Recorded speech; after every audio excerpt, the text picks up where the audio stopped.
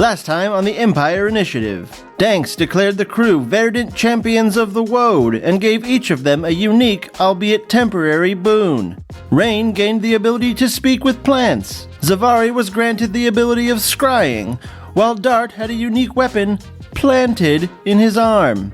In addition, the Crusaders gave some of their spare gear to better outfit Talrin, much to his surprise. Zevari then said her goodbyes to Tace, who will continue to keep Edmund safe, while Talrin watched jealously. Then Dart and a troubled Boulder departed for the frog farms so that Dart could see for himself the terrible conditions his people were being made to endure. While they were away, the rest of the team left in search of the place of corruption a raven had revealed to Rain in a dream. This is episode 38, Chaos Farming. You're traveling along the sort of like makeshift road as a path. So that is definitely helping your time quite a bit. And Calvin and Verlin know their way around. So unlike before, you don't really have like, you're not gonna get lost. Zevari or Rain, one of you two, roll me a d12. I got it. 3. A 3. Verlin and Rain, they've kind of like settled down a bit, I assume, at this point. Yeah, they've tired themselves out. A little bit. Teaching her some arm stretches that I learned in my book. Yeah, nice. Yeah, so you guys are stretching and continuing along the path, and you hear footsteps and some like hushed voices talking in Orcish, and they're kind of coming just maybe like, I'm trying to think of like when would things come in earshot, 50 feet away or so in the woad, because it's very loud at night, especially at night. It's like there's all kinds of like bug noises, constant buzzing. Speaking of which, you have to speak with plants on. Yes, I do. Why do I have to speak with plants on? Oh, he gave me it. Yeah. With that, and especially now that you've kind of like settled down, you're not like... That's one reason she was fighting so much, is so that she couldn't. She was distracted. It was like a stim to try to distract yourself from all the stimulation. But now she's tired. But now you, like, if you brush against like some underbrush, which you do a lot as you're traveling through, you can hear the plants in your head, and they sound like singing. Or like, those glasses, like you fill glasses with a little bit of water. And the water. I love the water glasses so much. Imagine that, like a symphony of that all around you. And when you touch something, you can hear it react to your touch, and it would sound, and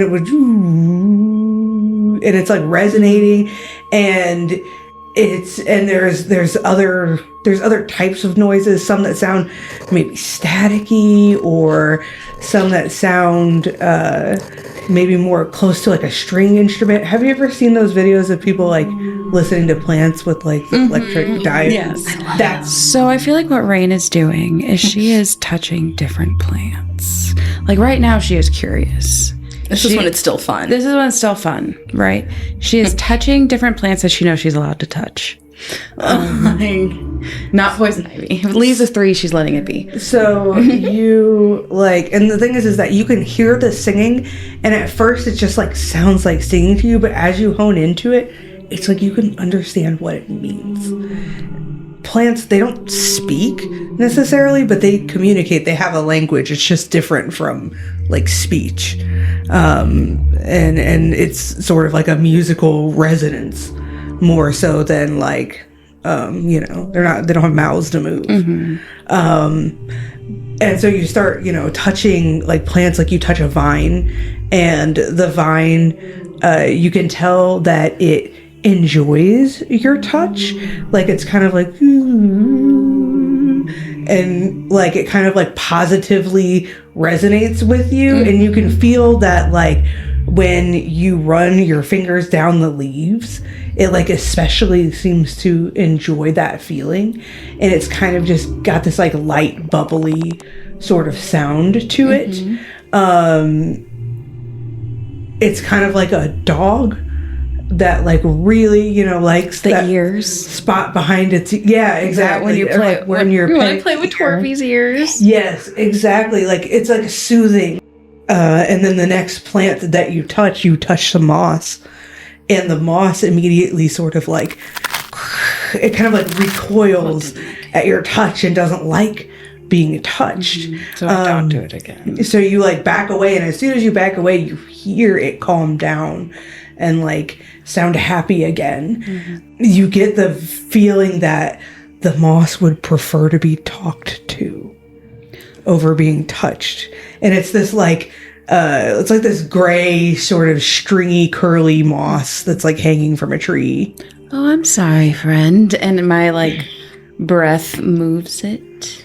I feel too. And as you speak, you can hear it kind of like almost mimics you in its own sound way. And, it's like, and I'm Dory right now, guys. What is Rain doing over there by the moss bed? Yeah, literally. I'm sorry, I have to derail for just 1 second. Have you guys seen the meme where it's like, it's the Little Mermaid and all of the like wildlife and stuff and crabs and everything are singing this, and then it goes to Eric's perspective and it's just all the wildlife like screaming at him because he doesn't speak their language. Everybody else is Eric right now. Yes. Exactly. Berlin, how hard did you punch her? Berlin just like shrugs and is like, not that hard. You can't blame that on me. Hey, don't touch these. They don't like being touched. The moss like it sort of regards you in a friendly way, and it basically kind of tells you that it's doing well, but it has things that it's stressed about. It has stressors. And but that it's like thriving despite those stressors. Yeah, girl. You go, girl. And you can tell that the moss like would be interested in hearing how you are as well. I'm really tired. I'm really concerned about the orcs that are apparently around us that are talking a little too loud. Like the people I don't know. So like are there more orcs around here? Is this is this a common route? I'm assuming it's a path. So the moss it understands what you're asking, but it's kind of more like you get the vibe from it like, yeah, there are a lot of creatures that pass it, but it doesn't know what orcs are. Understood. So it's like, yeah, there's a lot of traffic, but that could be, anything. Understood. But you are on a makeshift sort of path, like a clearing, a road. I have a feeling that what you're stressed about is what I'm stressed about too. That there's like dark patches appearing in the woad.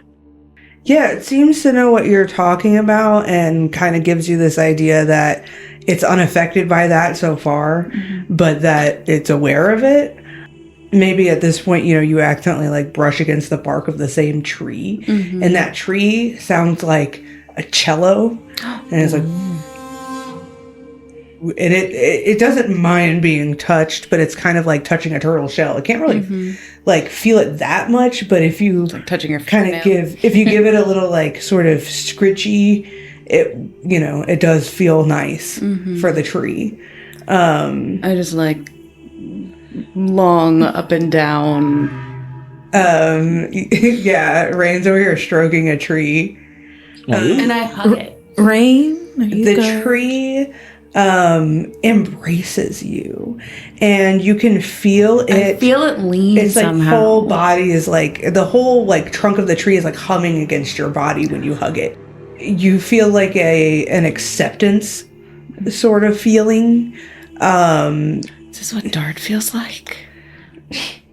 And the tree, I mean, again, it doesn't say this, but somehow you understand that the tree knows about the corruption and that it's only in one spot in particular, but that it is a concern. And that the tree knows this because of the fungus. Take me to your fungus.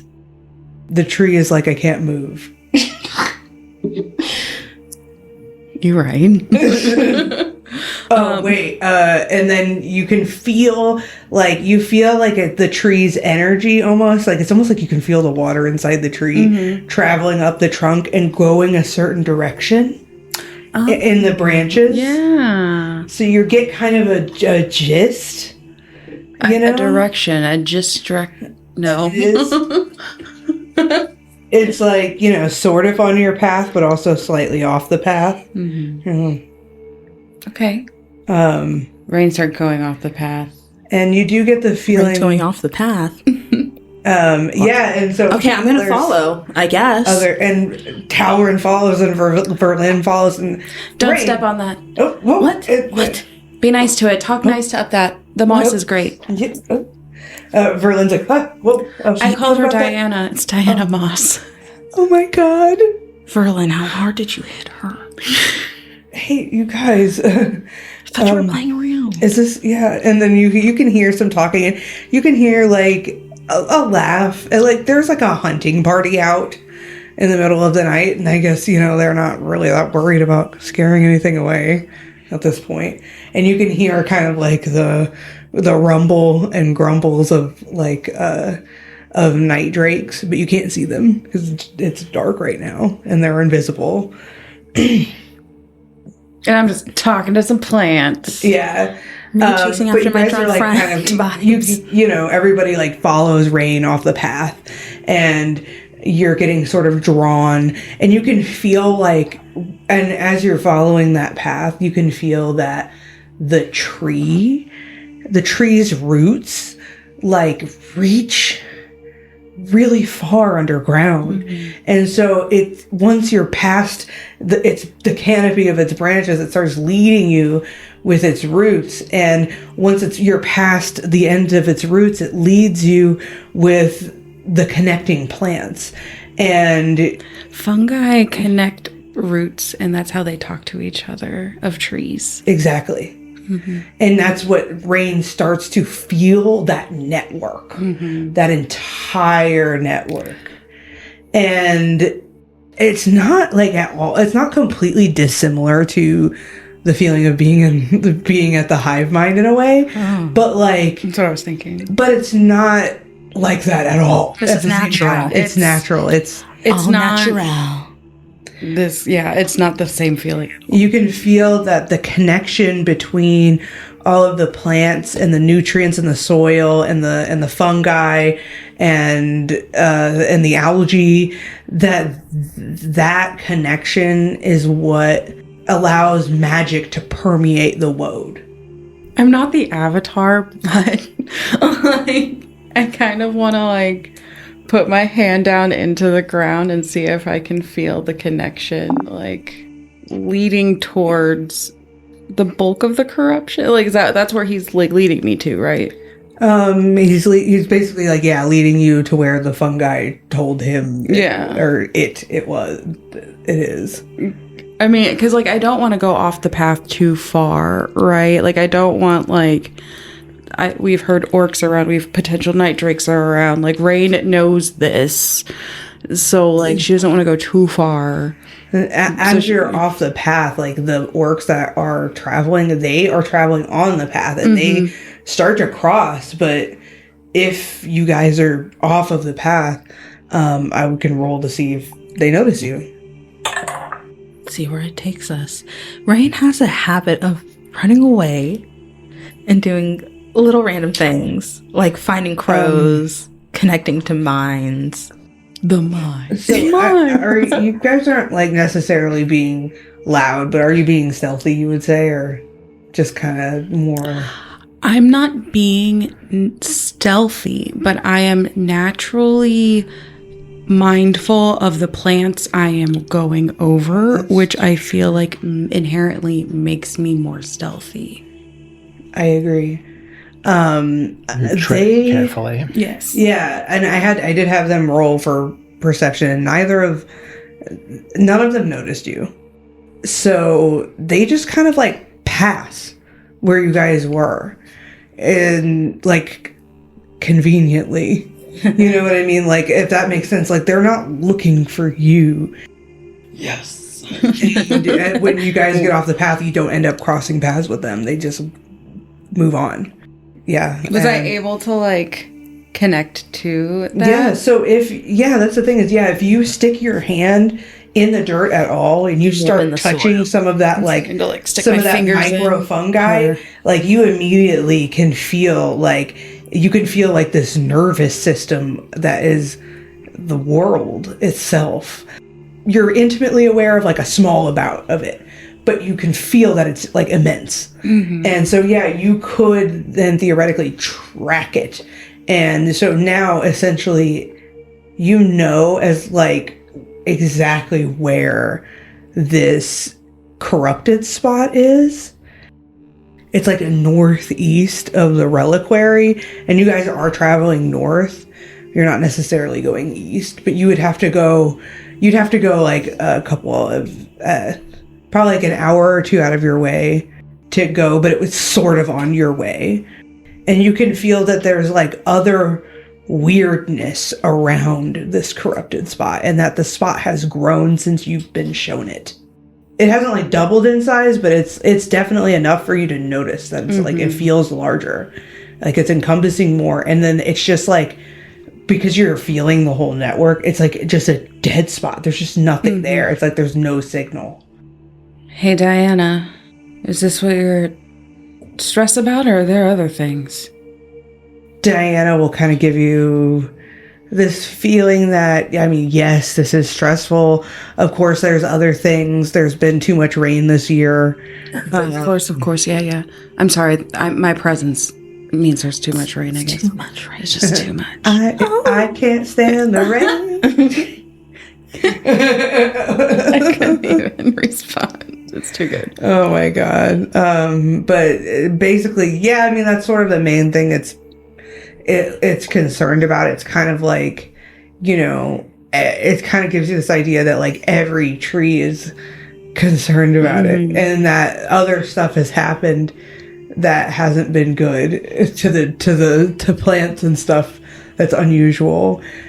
Things having the life sucked from them, things like becoming diseased, spots that were naturally more spiritual and holy have become desecrated. Like, things have kind of changed overall, but they're definitely concerned about this rot because it's expanding and it's like very unusually malicious, like even more so than like other things. It's killing, the area around it, and there was an origin to that. And you can kind of like I said, it's like completely dark there, so you can't feel what's in the middle, but it's just like you feel like there's something that's causing it, that's in the middle of this circle. Zevari? Yeah? Verlin's like whispering to Talaran, you think she's okay? The corruption's getting worse. I think we need to do something. Okay. But I am nervous, I guess. Okay. Because we don't know what it is. But I know exactly where it is. And Verlin, it's on the way to the temple. Oh, it's on the way to that temple. Shit. But I know we need to lay Lucara to rest. Do you want to go to the temple? I don't think we can. No, we're not ready yet for that. We need Dart for that. But like, the plants are scared. The plants are nervous about. Zavari's like nodding her head. Definitely still listening. She's like, the plants. You can feel like all around you that the plants are happy to be heard. Like, I speak for the trees. Are you a druid now? I don't know. I dabble, I guess. Jack of all trades, But yeah, because Danks gave me the ability to speak to plants. That's right. It's like a hyper speak with plants. It's not a normal speak with plants. Everybody's looking at you a little dragon speak with plants. You're very sensitive to it. I and speak you're with like, dragon plants. no wonder Danks is so Powerful. no wonder he's like that. You see, everybody's just like, okay. Tace would be so jealous of me right now. Yeah. Should I get some tips about taking care of plants for Tace? No, he already knows. He's a pro. He's a pro. Okay. Okay. Plants are stressed out about the rot. Yes. I'm fine checking it out now. If Verlaine, you would feel more comfortable with us burying Lucara first, I'm comfortable with that too. But I do think we need to check it out, either going there or coming back. But it will take longer if we go bury Lucara first. Verlin, she kind of thinks about it for a second. She's like, well, we have the remains and they don't seem to be rotting. That's concerning. I don't see why we couldn't make another stop. I mean, I'd rather not. She says that she would rather not get into town in the middle of the night because there won't be anywhere to stay or do it, So it's better maybe if we just wait until morning to actually approach town anyway. Okay. But that's just her kind of idea. Talleyrand's more like, whatever, we can go to the military, the local military tents and sleep there. It's not a big deal. Zevari looks up at him fucking crazy when he says that. Well, it's just, I can get boarding anywhere. It's just, sometimes, like I said, it's like a tent. And then more in Dar, I think it's tents. Okay, never mind. Sorry. Zevari would need her own tent. With a nice plush mattress. Oh, it's like a barracks type tent where, there's multiple cots. Then we would pile all the mattresses up together so she could have a nice mattress. Oh, they're not mattresses. They're Oh my god. they're like hammocks, kind of. That sounds great for me, but not Zevari. I'll get tangled in the hammock. I'm not trying to argue anymore. I'm sorry. I was just... No, I'm sorry. You weren't arguing. You weren't arguing. We just have, different standards. Yeah, fair enough. Yeah, we're different. Yeah, that's okay. But absolutely no barracks.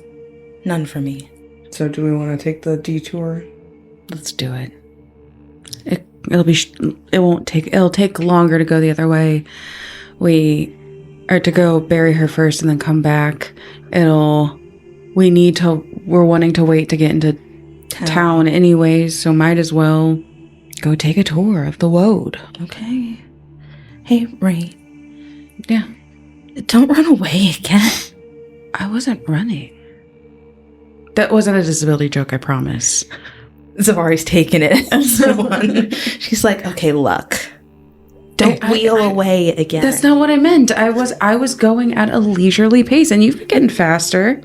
Yeah, but weird things happen here. I don't want you to get your mind messed with like I did with that mushroom.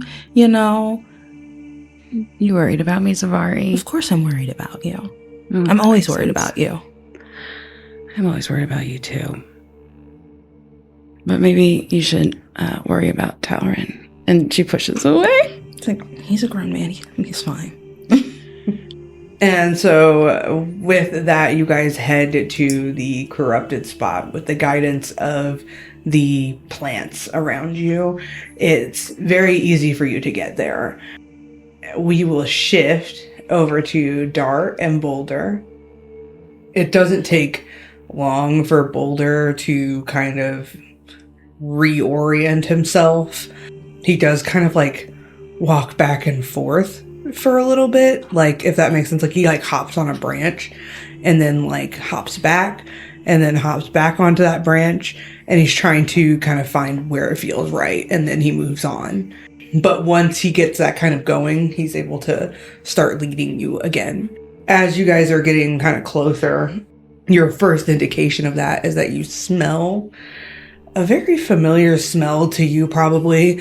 It's kind of like a sickeningly sweet, but also kind of like vomit and death at the same time. It's the smell of a carnivorous flower that it has a just like a deathly sort of sweet smell, as both rotting and fruit-like at the same time. It's pretty intense, and you can kind of start smelling it in the air as you guys are getting closer.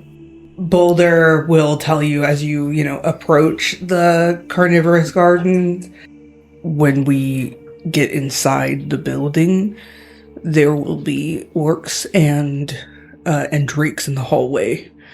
I imagine they have your scent. So that is something we need to consider. Oh. Okay.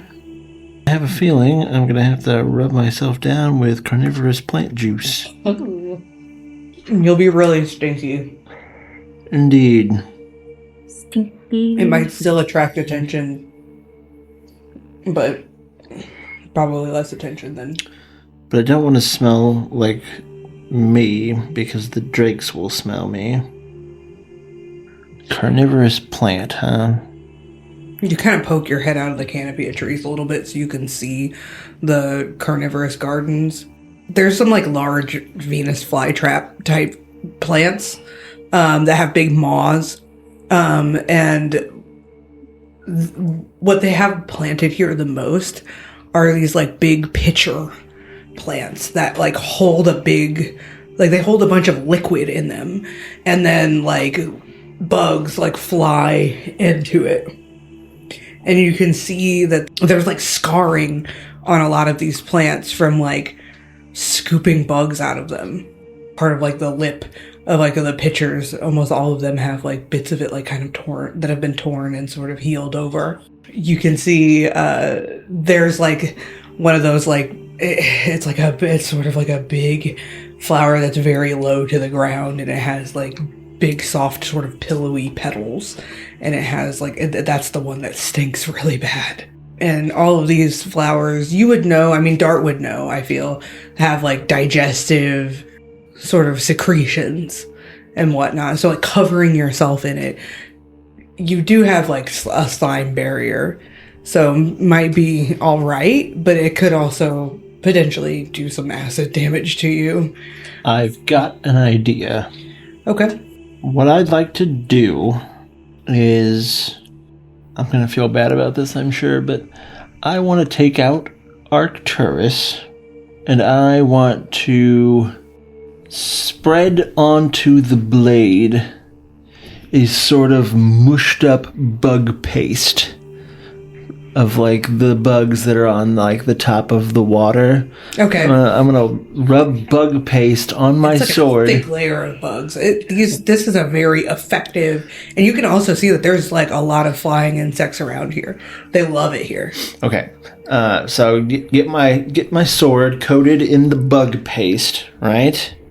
Then I want to like set the blade inside the maw of one of the Venus flytraps.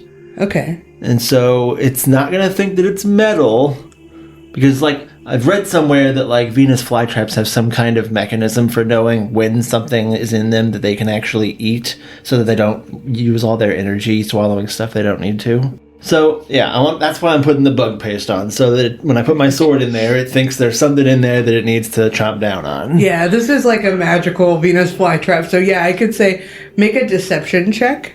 Can do. Deception. Deception. Disgrace. Son of a bitch. 15. 15. You rolled a nat 20, didn't you? I did, yes. You saw it. I was going to say the plant does not have great insight, but with a nat 20, it doesn't clamp close. It's not convinced. All right. Anything other than a nat 20, I could have Ha! could have been reasonable. I'm gonna open up my jar of squishy magic leeches. Oh, yeah. And I'm gonna take one of those and apply it as well, hoping that maybe like the magical lychee essence is enough to like convince it that there's something really good to chew on. I'd give it disadvantage for that, and it rolled pretty low, so Okay, it starts it very slowly, and then closes. So it starts very slow at first, then it closes quickly. Okay. And has like a pretty decent grasp. Now what I want to do is I just want to give it a few seconds. I want to give it a little bit of time so that it's like its digestive juices are really getting on there before I attempt to yank my sword back out. Okay. Make a strength check. It's not like insanely strong, but the plant does have a grip on it. 8. Boulder will come up and help you and sort of pull with you and give you advantage. With you. 12. 12. So you're not able to like quickly yank it out, but you are like, it's kind of like, you can feel it like kind of cutting into the plant as you're pulling it out, and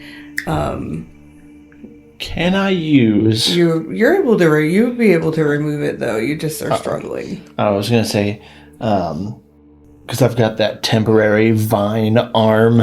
Yeah, you could, you could use that. I feel like that's for big purposes. Well, I know, but it's not like it's going anywhere. I got it for 4 days. Oh, right. I thought it was a one-use thing. Sorry, I think we have all of our stuff for like 4 days. Mm-hmm. Yeah. And I figured, that'd probably be something I could... You could like wrap your vine around the middle of it and squeeze it like a tube of toothpaste to pull your like sword out. Using my extensive knowledge of physics as a forest-dwelling frogfolk, I'm going to give it a good squeeze. Okay. Part of the Yeah, I'm gonna tickle so with that, I would say you're able to squeeze, and just turns into your thing turns into a vice. yeah. So you like the vine. It kind of feels your intention, and it loosens up around your arm and wraps itself around, and then the thorns dig in, and it just starts squeezing, and then within seconds, that pops open the pod, and you're able to pull out your sword. Okay. That's now, and the sword is like disgusting. It's covered in like bits of like bug. There's like legs and like little wings, and just Bo would love this. Vo would love this. It's like a mozzarella stick. It's got like and it's got like this slime of the like digestive juice, the bile. That's the good stuff. This is her elote, maybe. Oh my god. It's a jelly-filled donut. I don't know what you're talking about. See, my thought is now Slimy. that Crunchy. when I need to smell, I can pull the sword out, and when I don't want to smell as much, I can sheath it. And then eventually I'm going to buy a new sheath.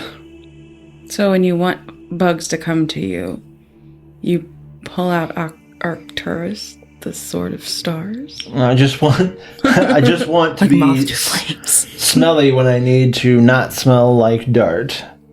And then when I... For dog purposes? Like the drakes have my scent. We're assuming that at least. Understood.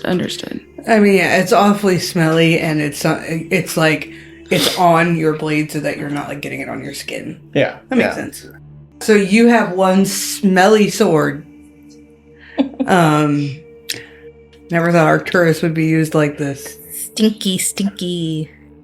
You're welcome, MCDM. Right. This is what they wanted. Mm-hmm. For better and for worse. You follow us. So at the it's at the edge of this like little garden. You can see like there's like a jutting out of ruins, and on top of the ruins is built a structure, like a stone structure. It's kind of like it's a very simple sort of squared building, with like a thatched roof. You can tell it has like, it's got, wood under the thatching, but the stone, that it's sitting on, the stone ruin that it's sitting on, the foundation is crumbled in places. And Boulder has found a place where the foundation is crumbled that, gets access into not that building that's sitting on top, but the actual like ruin that's like somewhat buried. there is access to this area, you know, from that little like guard post up top. But you can bypass that by crawling through. So he will take you there, and as you crawl through, it is very tight. It is exactly as tight as it was when you guys were crawling through to Danks's cave. It's something that only Frogfolk could squeeze through. And once you get through, you're in sort of like it looks kind of like you're in sort of like a cellar with like a dirt floor. And you can see that there is a large, there's like barrels and stuff. There's like storage here. But you can also see that there's like a large, like trap, sort of like hatch that goes down. A big sturdy wooden hatch. And it has a large like chain and lock wrapped around it. Currently, there is an orc in here who is like unlocking the lock, opening up the hatch, and going down. Boulder will gesture to you and be like, let's go. Like, we gotta go through. So at this point, it's time to sort of roll stealth. And are you going to, do anything before you crawl down into this hatch where there... I would quickly cast Pass Without Trace on us. It seems like a good Pass Without Trace. Yeah, time. I mean, it's also kind of maybe fair to assume that you did that right before you went through the crack. Mm-hmm. Oh, yeah. I'm okay with that.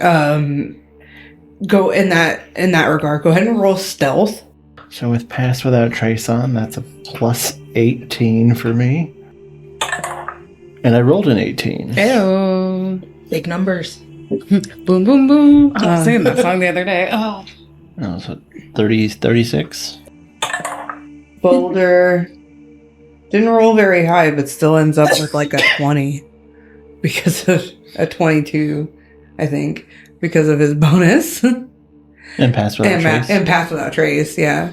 You guys are very quiet, very stealthy, and he kind of gestures for you to be in sticky pad mode. And he is sticky padding so basically you rush down this sort of hatch and he's sticky padding to the ceiling, and you guys just like crawl right over this guy because he just went down into this hall. And he like stops and he like turns around and starts to step up the stairs. Doesn't notice you at all, as you're kind of like above his head, and he goes and he like closes the hatch. It's completely dark in this hall. Orcs have dark vision, so they don't necessarily need lighting, and so do you. But yeah, just to give you kind of like an idea of what it's like. There's like kind of like a stone stairwell that kind of goes down, and then it ends up being like a hallway, like sort of like an underground hallway. And you can see that there's like cracks in the foundation and stuff, and there's spots where like large cuts of like timber have been like installed to add extra support to these tunnelways. You can see that there is like a tunnelway that has been collapsed, and it's like blocked off by basically a wall of boards. It's like closed off. There are orcs in this hall. You can hear like voices in the distance, and Boulder kind of like gestures to you sort of in a like with his hands, and by gesturing he sort of points down this hall, and you can see that there is there's two turns as you come up. And so he points down the hall and he kind of gives like he does like this 3-finger thing, trying to show you that there's 3 paths to this main section. And he will kind of point down the main path and then shake his head and say, and kind of give like a no.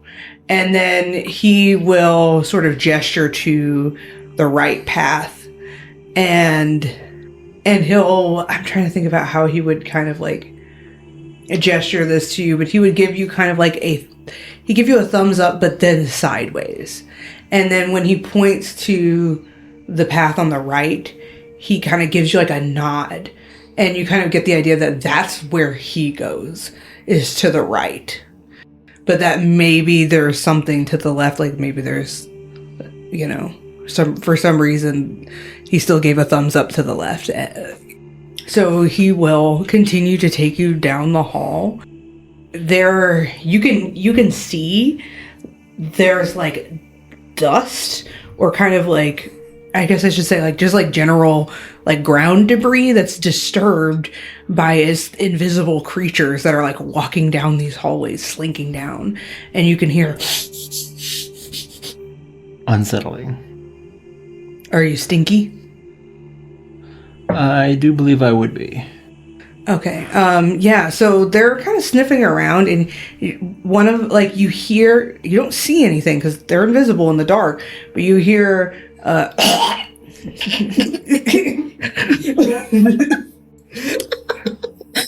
It just reminds me of like in the middle of the night and you're woken up by like a pet vomiting. You can't see it, but you feel hear the it. pain. there's an orc who's, and like the orcs down here, they do look like they're kind of, most of them are in like leather armor. You've seen like 2 or 3 people down here. They're in like leather, 2 of them are in like leather armor. One of them's in more like casual clothes. And you can hear them down in the halls. But when you hear that like gagging noise, one of the orcs goes, ugh. Brother, I say that What's that? And he's just like nasty creatures, you know? And he, you know, makes a joke to like his buddy who has walked down the hall. They are, I swear it wasn't me. You smelt a Delta. they're getting ready for like a shift change in the left hallway. And Boulder will, I mean, you guys are like so stealthy. Boulder will take you down the right hall. As you go down the right hallway, it does begin to, it kind of, so you went down and then you kind of like stayed flat. But when you go right, it does kind of go down a little bit, but it's a bit more gradual. And there aren't stairs here. It's more like a ramp. And at the base of sort of like this little ramp area, there's like a larger, like a kind of like a wider hallway. And there's like a sharp, 90-degree turn in 2 directions. And you can see that one of them leads into like a more intact part of the ruins, and the other part, it's kind of like there's like a hall, it's crumbled a little bit, and then there's like a big hole in the side that like leads into a cave system, if that makes sense. Like this hallway of it at one point it led to something, is collapsed, but there's been a hole like dug that connects it to like a cave, and you get that kind of cave scent, and you immediately smell your people, if that makes sense. Like as soon as you kind of like enter this side of it, and you kind of turn your head down that hallway, and you get that cross breeze, you smell this like the like familiar salty smell of like eggs. Boulder will he'll give you like a kind of a knowing look, and he doesn't say anything, but he mouths the words, "Are you okay?" I'm ready. Yeah, So- what is Dart feeling? Like he just smelled eggs of his people for the first time in a long time. I would say that I am like, I'm about to cry. I'm trying to maintain composure because like I'm the one who lectured Boulder on how this is like a recon mission, and that we can't like interfere because it'll mess up all of our plans. But at the same time, It's so... he's been here before You have not. and I have not. So seeing it is going to be a shock. It's like, remember how upset I used to get when people talked about frog legs?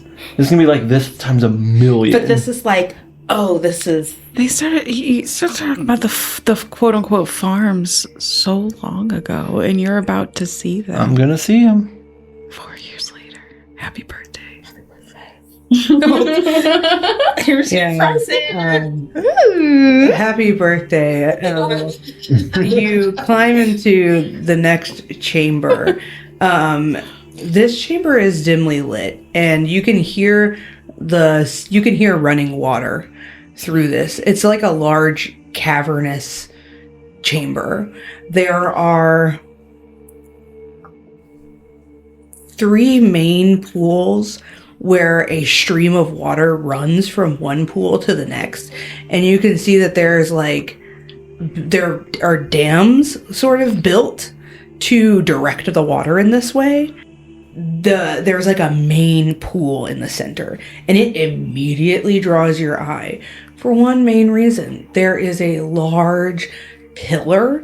It's kind of like where a stalagmite and a stalactite met, or at some point. It's a large pillar in the middle of this pool, and all up and down along this column, this natural stone column, are eggs. They're attached. It's completely covered in eggs. And in this pool around it, you can see wriggling, writhing tadpoles. And at the edges of the tadpole pools, you can see that there are like these large wooden stakes driven into the ground, and there are nets that are being run into the water underneath them. There's this main pool has like the smallest tadpoles in it, as well as like the eggs. There's like a pool slightly above it that has slightly larger tadpoles, and a pool slightly below it that has like a similar size of tadpoles, and they all have like netting systems in place. And you can see that the 2 pools that have like the larger tadpoles, they even have like an additional net over top. There are orcs in this chamber. One of them is very casually, like there's kind of like, there's like a little table, there's like a little like break area. One of them's very casually and sort of just sitting off to the side of one of these pools, and he is watching. You see Frogfolk working in these pools, and he is watching the first Frogfolk that kind of catches your eye. In this darkness, your eyes sort of adjust, and you to the little bit of light that's in this chamber, and you see a female Frogfolk who she's kind of like a deep blue color, but she has a yellowish belly, and on her like back and head are these like bright blooms of red. Like they almost look like flowers. They're like these bursts of red color. And she's got like a pole, and she's like kind of like stirring the water very gently where the like baby tadpoles are. She's like, and you recognize this as she's like aerating the water. And you can see that there's like another Frogfolk coming up to continue to aerate. The orcs, like I said, they're pretty like relaxed. They're pretty like confident, I guess. And it's also in the middle of the night, so the 3 orcs that are in this chamber, 2 of them are kind of chatting, and one of them's just sitting at the table, and he's got his feet up on the table, and he's just kind of like nodding off a little bit while he's watching this frog. That's what you see. Okay, so I just want to interject quickly and say that when I first saw the pillar, my immediate like mental vibe was like Neo in the Matrix hitting the real world for the first time and just seeing like the giant pillars of like human cocoons. Oh yeah, it is kind of like that, but it's But it's Frog Matrix. You can see like the eggs are in different stages too, and like the eggs that are like lower on the rung at this current state are more mature than the eggs that are like higher up. These bastards are making my own people, like, be part of the process and do the labor of it. You can see that another Frogfolk, bright green and yellow, is bringing up like a large soaking wet like sack of algae, and has like basically, it's not, I don't want to say it's like a broom because it has like a softer, featherier kind of substance on the end of it. Maybe like cotton. Like think of like a giant Q-tip, and they dip the cotton like ball into it, and then they are like dabbing parts of the pillar where like in between the eggs, and like adding this like algae mixture, and then like occasionally like letting like shaking it and like letting it sloth off into the like main pool with the little tadpoles that start eating it up. What is it that you are looking for? I just really wanted to like channel my inner Morgan from The Walking Dead and be like, all I see is red, and then just start killing everybody. That is an option. It's something you could do. Real Recon! Our recon's a little different here. So, I think the first thing I gotta do is like try and regain my composure, because this is all like emotionally devastating for me to see. Like, this is the most horrifyingly terrible thing I've seen since my own family died. Mm-hmm.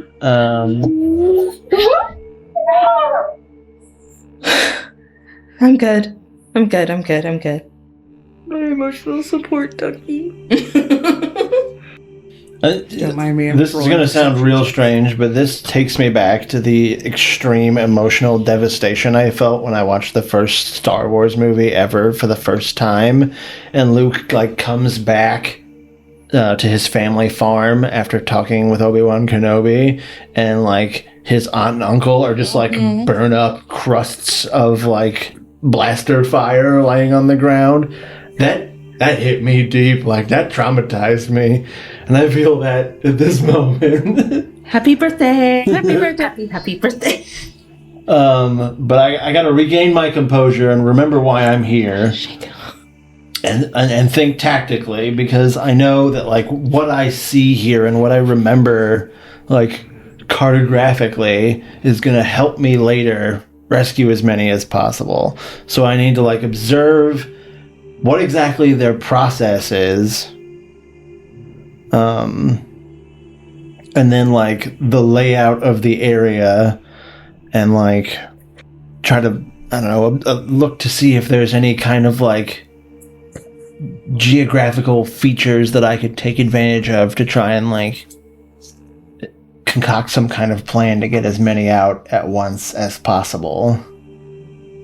You know, like, ideally, what I wish I could find is like some way to like, I don't know, like find like a let out that leads from this place, like the caves, to like a nearby river, and then all I gotta do is like connect the pools to it so that I can just like flush all of my people out of this place at once.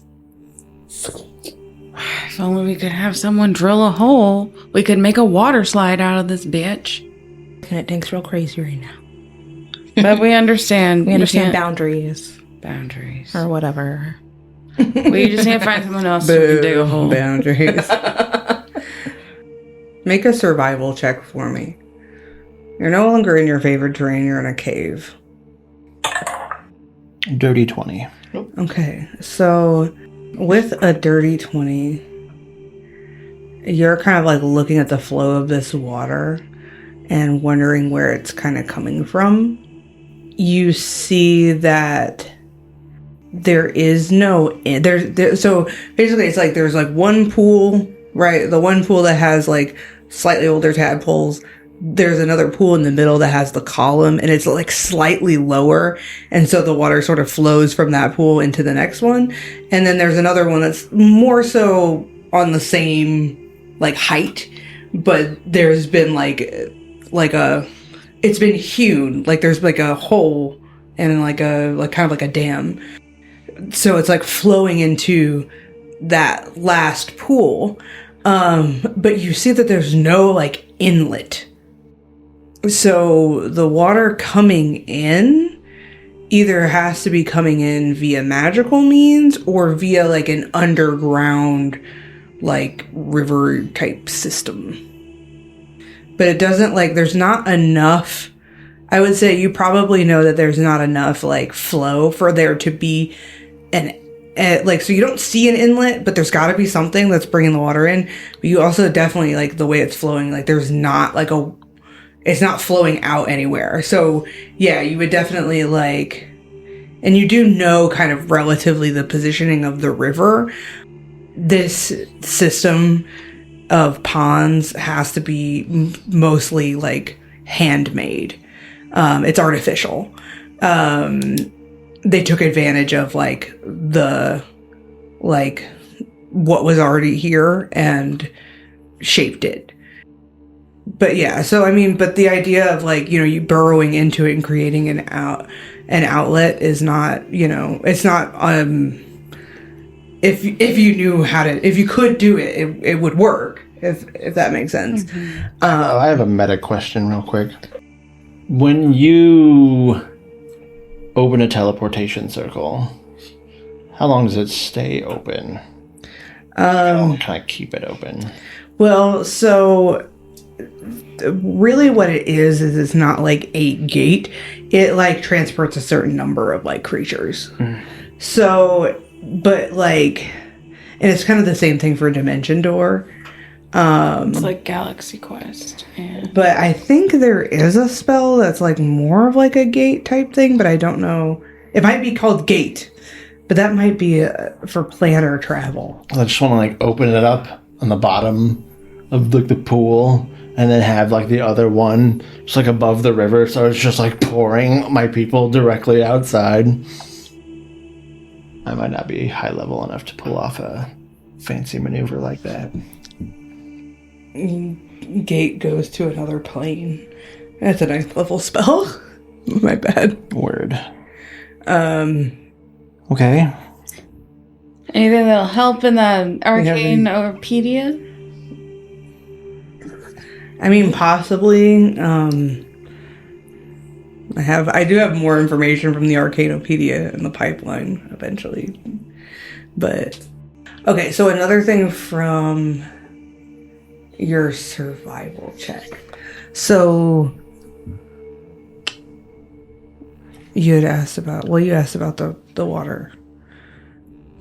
Is there anything else that's kind of catching your eye? You do see that this chamber, there is like it is connected to like another tunnel, and that tunnel is like a cave tunnel that leads into another area. The water is not coming from the tunnel though.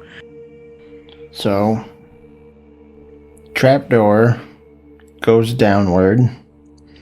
There's 3. We took the left, presumably went further downward. And then there was like a split that went 2 right angles and one was collapsed. Yeah, you went into the collapsed one. And that led into like this spawning chamber. As you guys are kind of like stuck to the ceiling and you're being very stealthy. Very, very stealthy. There's not like, you could even see like the shadows of drakes because there's a little bit of like light here that you can see like a little bit of like drake here and there, and they don't seem to notice you. But the Frogfolk, the blue one that has the like red blossoms on her, she looks up at the ceiling and you see recognition in her eyes as she sees you in Boulder. It's very clear that she sees you too, but she does not at all like she doesn't even nod. You just see that she sees you too, and then she puts her head down. Okay. So, not the way we came. There's only one other like seemingly like tunnel out of this room besides the way we came? Yes. I'm gonna get Boulder's attention and point at it, and then give him one of these. Boulder nods, and I mean, he can take you down that path. When he does, you can see that there are like smaller little like cave chambers down, like kind of like a main sort of like it's like the walls are like smooth in this like, you know, chamber. It looks like it was like made. It doesn't look natural. And there are these like kind of like offshoots to like rooms. And when Boulder takes you into one of the rooms, you can see there's no orcs in the room. They're in the hall. And when he takes you into one of these rooms, you see that there are female frogfolk with like babies, like baby frogfolk that have their legs and they can no longer, like breathe underwater. And they are currently sleeping. Some frogfolk are nocturnal, not all of them are. This area, if you look through the chambers, looks to be like boarding. There isn't like a ton of kids, but there are some in like every one of these chambers. You only see females and kids in these chambers. So Boulder will, if you allow him, he will take you around this complex. Like, if there's anything that interests you, you can tell me what you want to investigate. Okay. So you see like these clutches of your people sleeping in these small chambers. They're not ideal, but they're not like, you can tell that like the frog folk are like, they're, allowed to keep it clean. They're allowed to keep it kind of somewhat how they want it. They have like little makeshift, like little beds of like grasses and stuff. But yeah, so that's kind of what you see. And with that, Boulder will start to take you down another path. Ham fact it up. Hello. Hello, God. The ham fact today is, tell us about someone your character looked up to when they were a child. What were they like? Who were they? And do you still look up to them? Do you feel like you've become like them? Do you still aspire to be like them? Let's tap into those childhoods again. Bring me the trauma. Trauma? I mean, it doesn't have to be trauma. What trauma? I feel like I need to get off this like kick of what I'm doing for ham facts, of like just like taking real things and changing it to be slightly. But Mel Brooks' birthday was recently, and I always looked up to Mel Brooks as a kid, not gonna lie. I watched Mel Brooks movies way too early. And so my reference for that, I guess, would be Bell Brooks instead of Mel Brooks. I'm such an idiot. It's fine. But they were a stand-up philosophizer who just used humor to fight discrimination, and Rain always looked up to that and is now a smartass because of it. Nice. Hell yeah. Edmund, he is still a kid, but when he was younger, especially when he was younger, he really looked up to his older brother. His name is Theobald II. Theobald. Because that's the name of Edmund's father. Oh, that is unfortunate. They called him Theo. Oh, Theo. His older brother was raised to be the Baron and had a lot of those classic leadership skills. He was really smart. He was good with people. He was caring, but knew how to be tough when the time called for it. Edmund always knew that he was a great man and was going to be a great Baron. And maybe Theo never really knew, this, but like Edmund admired his brother like truly and wanted to be just like him. That's Edmund. Baby. Come here, let me hug you, Edmund. While I do admire my father, I thought this would be a fun time to explore his brother's background. I was wondering if this was the uncle. Uncle Grime. Give me the grime. Ooh. Dirty. Wow. So, I guess the way I want to put it is that, like, my dad wanted me to learn how to, like, fight just so that I could, like, defend the family bog. He never, like, wanted me to be a warrior, per se. He just wanted me to know, you know. Self-defense. It was Uncle Grime who taught me, like, to be honorable and merciful. People who know how to fight should use that knowledge to shield others, not to be an offensive thing. And I think that was, like, his biggest lesson to me. So yeah, that would be why I admire my Uncle Grime. He's responsible for making me not just a good citizen of the bog, but a good citizen of the world. You know what I mean? Yeah. Hell yeah. Grime led the foundation for Dart to be the king he is. Now, this is going to be really cheesy, Thanks, but Grime. my dad taught me how to dad. My uncle taught me how to lead. I feel like somebody that she looked up to a lot that, like, obviously she looked up to this person, but I just haven't talked about it a lot, is her dad. She loves her dad. She's a daddy's girl. She looked up to her dad a lot when she was little. He is like this tall, imposing man that just commands respect in any room that he enters. But with the family, you know, it's a completely different story. And she always admired how he, like, would go to bat for the family, the institution, and, like, the family as people. He pretty much, like, fought for Zevari and Zalia to, like, be trained in the guns. There was a lot of, like, you know, bureaucracy behind its new technology. People didn't really want the girls learning it, even though a woman invented the damn thing. And he was not having it. It was a big stink. Many a late night council meeting. His mother invented the his thing. mother invented the things. He's like, you guys got me fucked up. If you think I'm not going to teach my daughters how to blow shit back. So she really admired and loved him for that. And she would just love spending time with him. She didn't get to spend all the time in the world with him. He's busy jet setting everywhere to provide for Umbermore.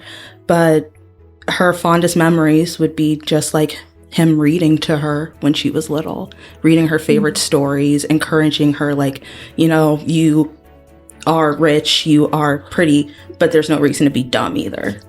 Thumbs up. Ham fact it down.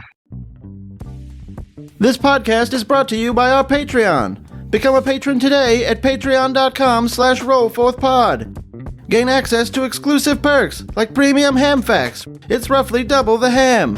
D-mail letters. Sorry folks, no nudes. Connect with our Discord community. Access Patreon exclusive campaigns. And more. Become a patron today.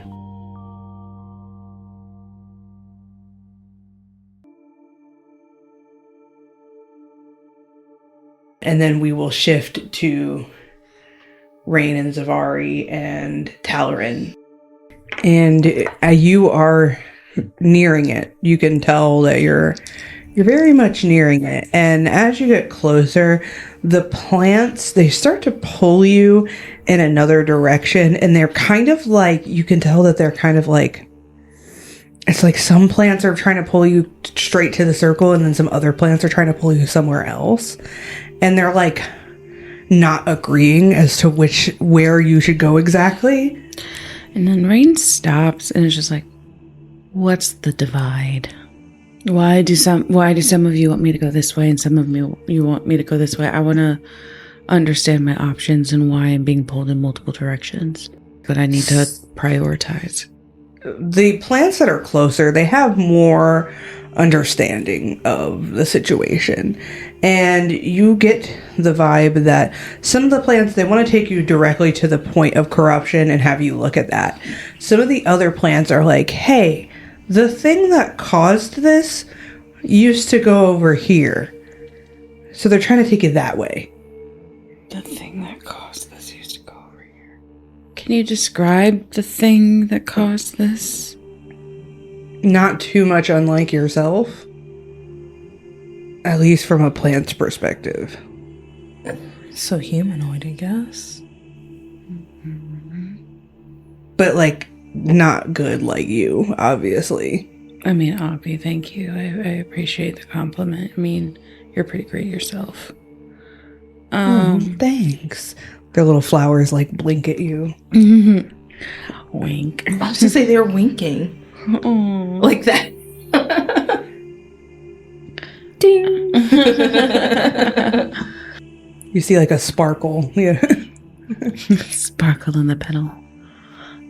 That's a book that Zevari reads. And my it God, is yes. raunchy. Sparkle in the petal. Yeah, get into it. Yeah, you gotta write that down. Yep. I'm writing it. Yeah, the plants can't quite agree on what is more important for you to look at first. So, they're leaving it up to you. Great. Leaving me up to just to choices. Okay. So one path is where the thing that caused this used to go.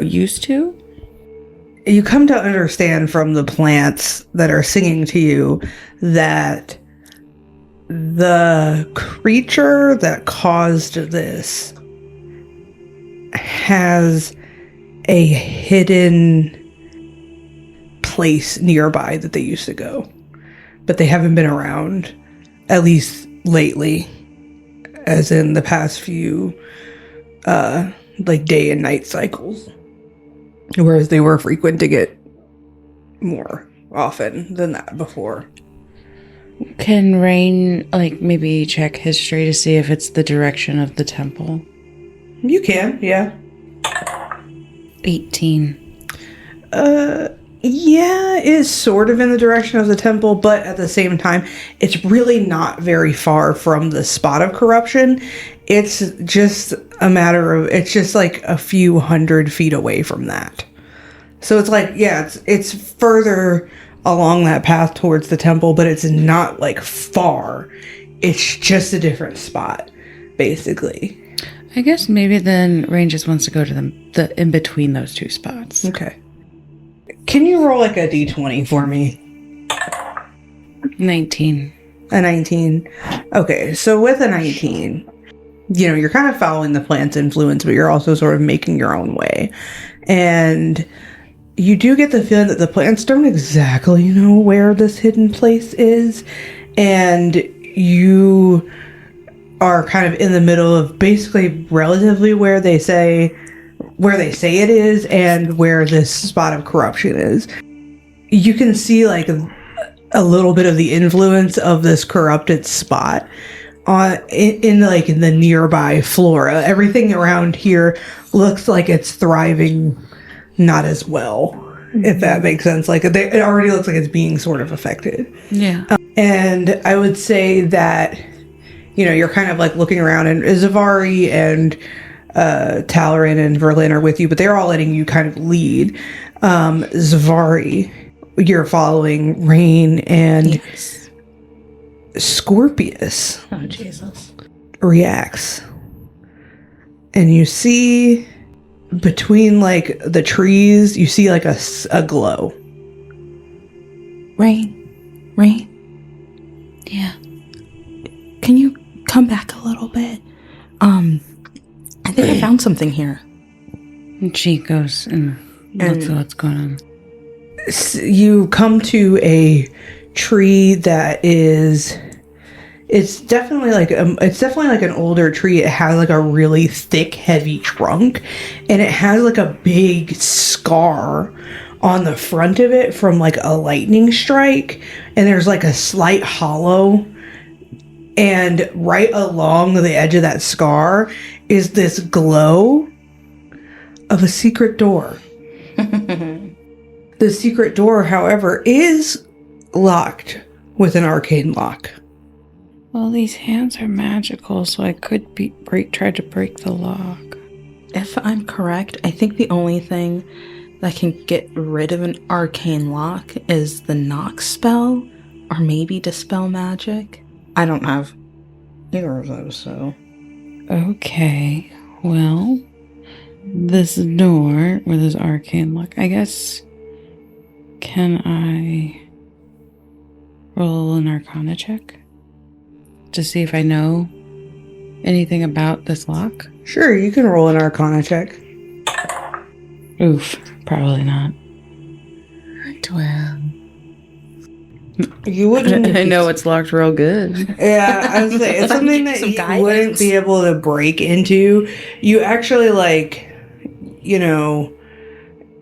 don't know if you.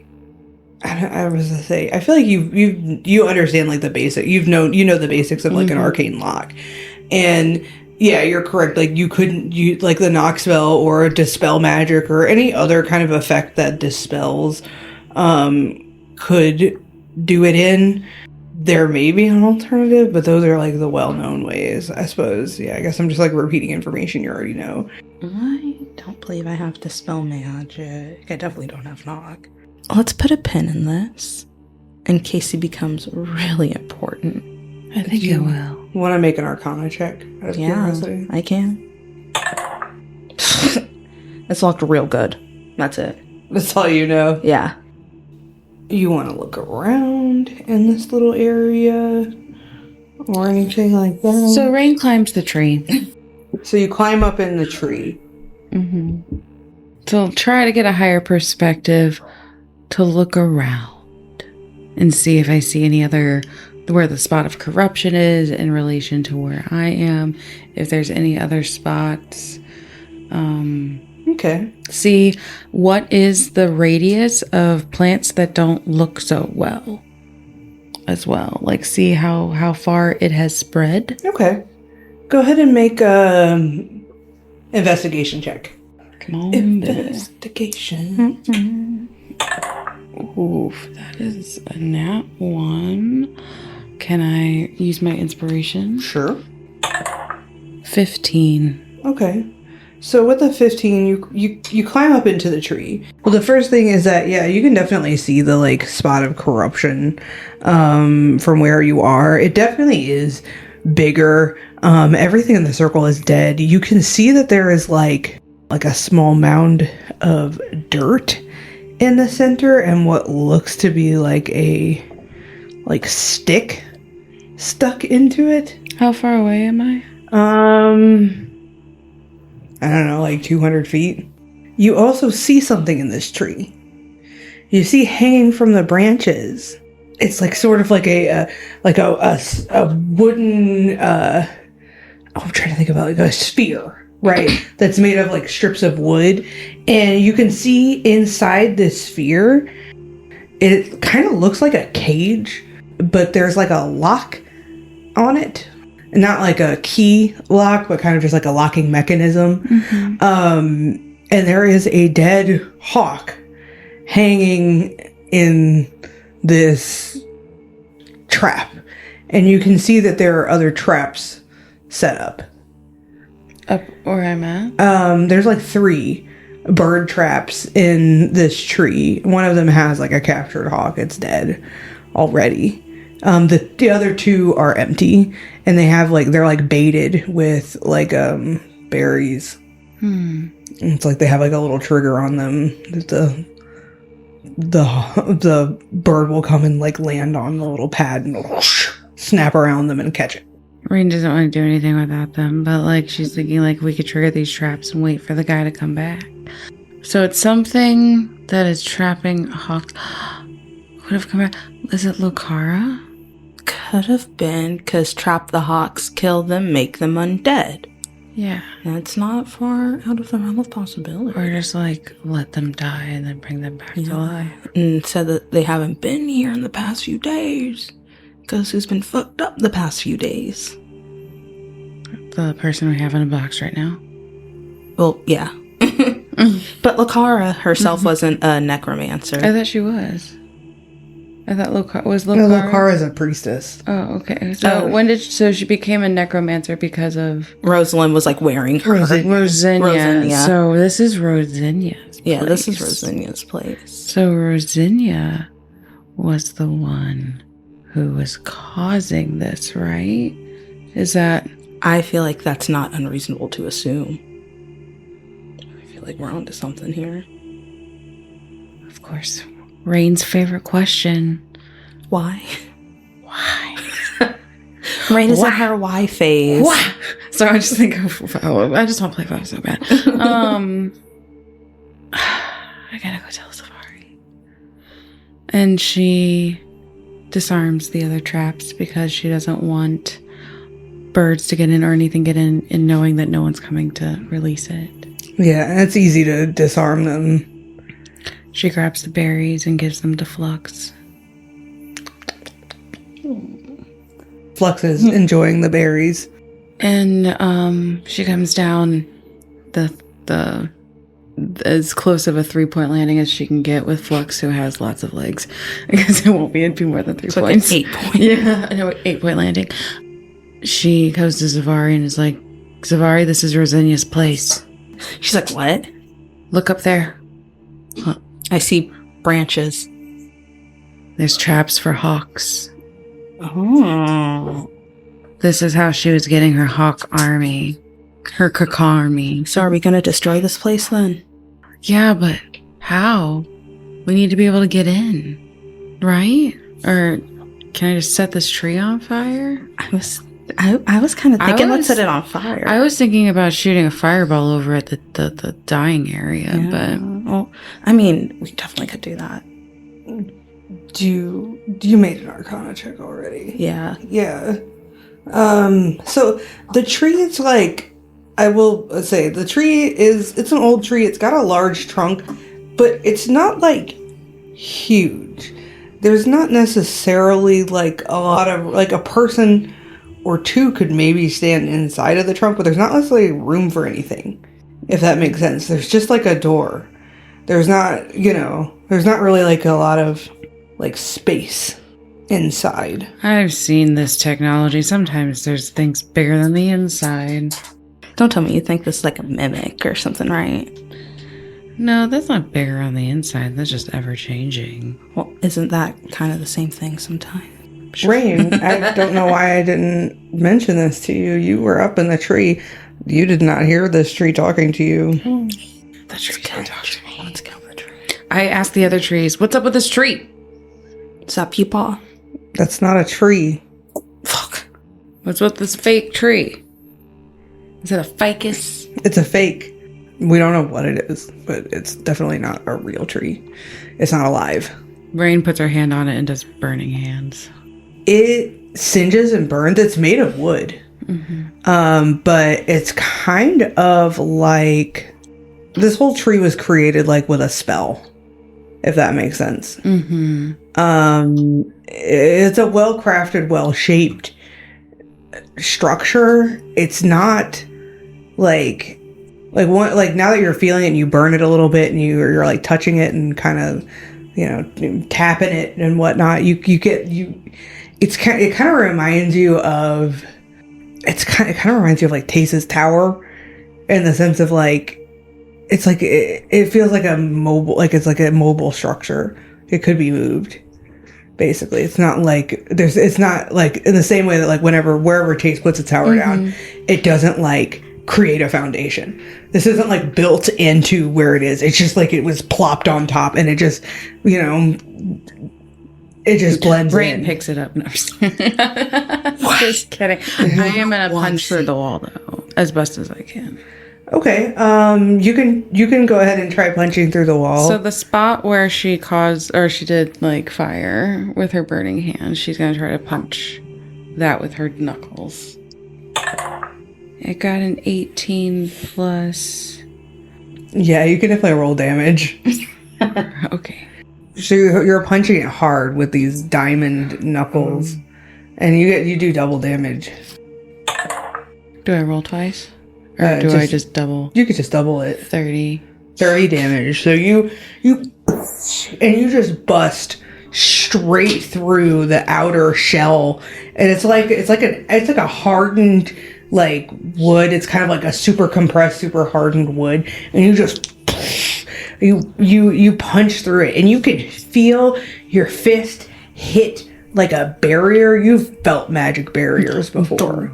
You kind of feel this like magic barrier, and then you can feel your fist start to slip into it and tear at the edges of this barrier.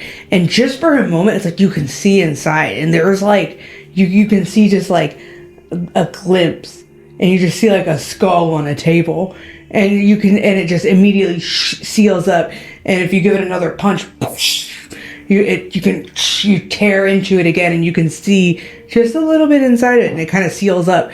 Every time that you like punch it, it like the barrier reacts kind of like volatile, like in a volatile way. It kind of like wiggles and pushes back and sort of like rebukes you and kind of heals. So it's like, but you've gotten glimpses inside this place. It would be pretty obvious to Zevari that, because you can see, if you can see inside of it a little bit, that you'd be able to dimension door your way into it. Or Rain could continue to tear her way into it as well. It's just, potentially unstable. That looks like it's going to hurt your knuckles after a while. I mean, I am worried about these diamonds. They'll be fine. Do you just want to like... Talon's like, wow. Verlin's impressed. She's looking at her claws like, could my claws do that? I mean, yeah, we can get you some new sets. Some diamond sets. Cunty.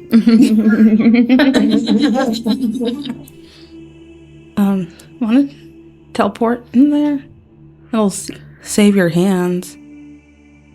You can only take one more person, right?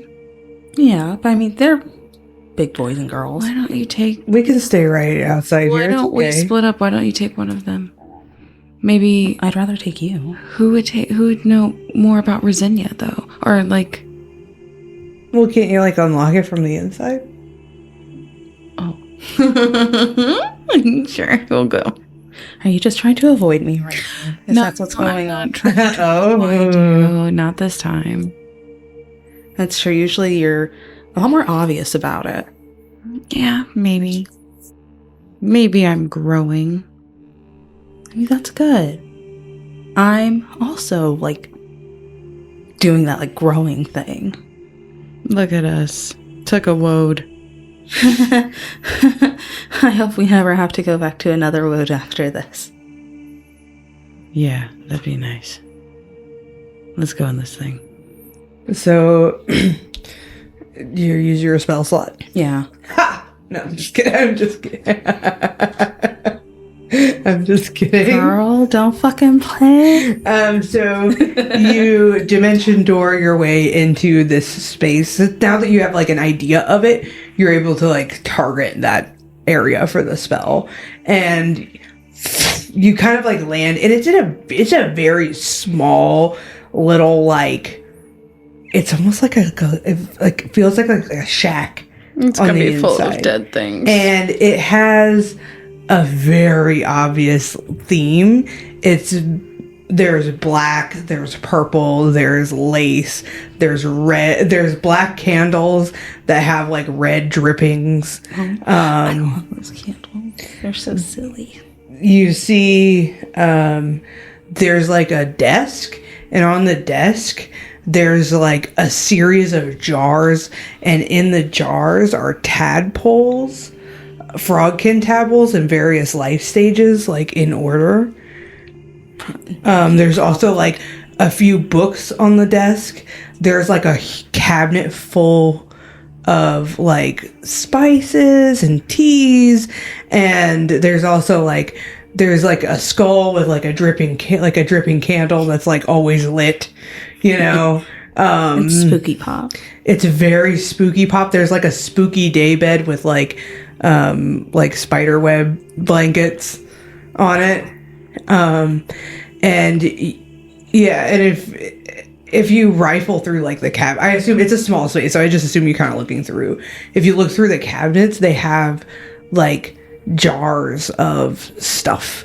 You see like there's like a jar that's, you know, it's got like a powder in it, and it's like frog's breath. It's labeled. Oh yeah. There's a jar with frog's breath in it. There's spell components in this cabinet. Some of the things that you kind of like see are, you know, frog's breath. You see like a jar of ashes, and it says on it it says on it elven ashes. Zevari, make an investigation check or an arcana check. One of the two. Let's see which one's better. We'll say you're, you know, kind of like looking through this stuff and seeing what kind of stands out to you. I did an arcana check. I got a 16. Okay, with a 16, yeah. A lot of this stuff is like stuff you don't really recognize as like traditional spell components, but like, you know, it's pretty obvious to you what they're for. You see that there's like a jar that has like 2 eyeballs in it that's unlabeled. You see that there's like another jar that has like a lizard in a like viscous liquid. It does remind you of something that Tace had ranted to you about in one of his info dumping sessions. He talked a bit about how depending on like different components that you use for magic, sometimes you can alter the effects of spells, and that this was originally discovered via like somebody investigating like a hag's hut and trying their best to understand hag magic. So this reminds you of that. It kind of has that like vibe to it, like that it's sort of like beyond academia. It's, you know, something more wild magic, sinister, something more wild. You see a very small crystalline jar that's labeled as angel tears. I want to look at it. Another jar that has like a cork stopper, and it's labeled as blight thorns, and it has like these sharp black like pointy thorns in them. You can see that there are jars of oozes. There's a dried basilisk tail that you think might be interesting to use in a spell, but you're not sure. And you also I feel like Ren puts all of it in a bag for Taste. You also see she has an entire, like, you know those like netted bags that you put like onions in or whatever. Mm-hmm. She has a netted bag of dried shock lizards. I think there's like whole dried lizards. That's familiar that Lilac has, is the shock lizard. Yeah. There's like eye stalks of some sort, maybe beholder eye stalks. You remember they kind of look similar to the ones you saw at the magic shop that you went to with the curator. And like I said, there's 2 small black psionic crystals. There is just like I said, there's like a couple of books on her desk. I want to look at the books. So one of the books it's titled The Tree of Gulthias and Other Necromancy Secrets. Gulthias tree? Yeah. Gefilte fish. Gulthias. Gulthias, I guess. I'm not 100%. I think that's how you spell it. Like the tree? So this book, if you flip through it, it's a book that's mainly focusing on the life cycle of this strange tree called a Gulthias tree.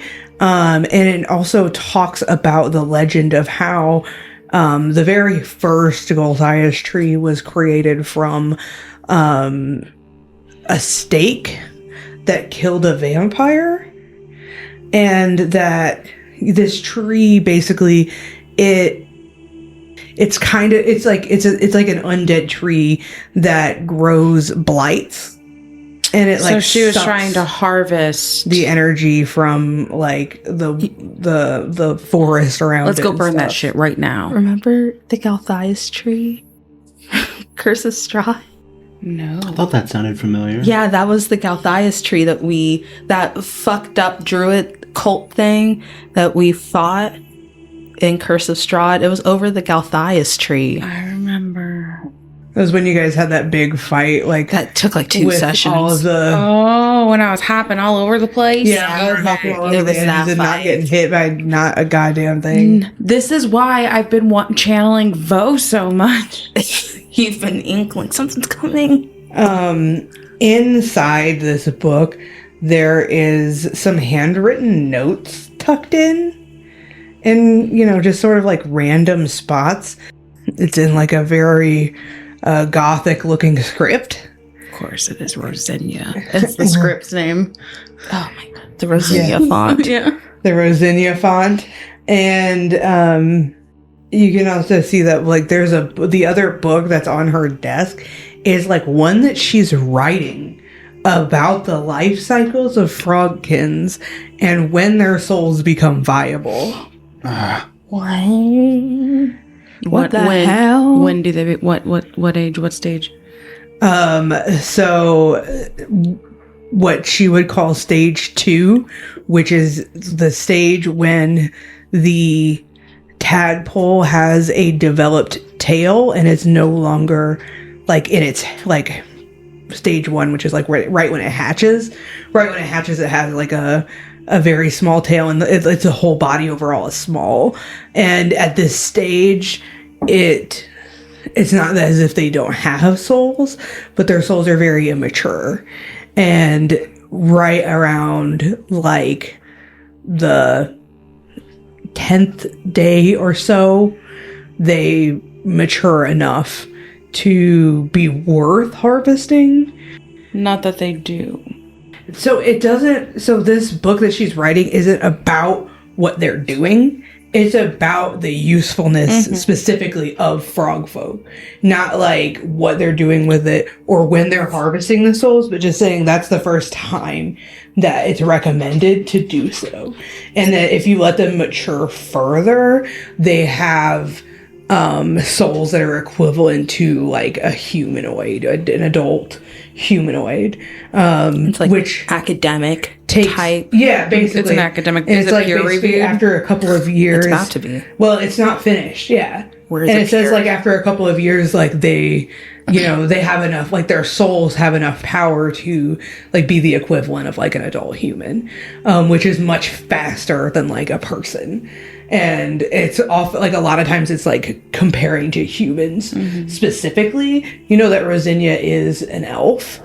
And like when you're like kind of reading it a little bit, like the way that she like talks about not only the frogkin but also humans are like, this is like a scientific sort of study type language. It's like she refers to them as like subjects and like as if they're like lab rats, like, oh, these lab rats develop faster than those, that kind of thing. And there's additional notes, like tucked in here and there. And if you took some time to kind of like read through the notes, you could probably glean more, but this is just from like a kind of a cursory glance.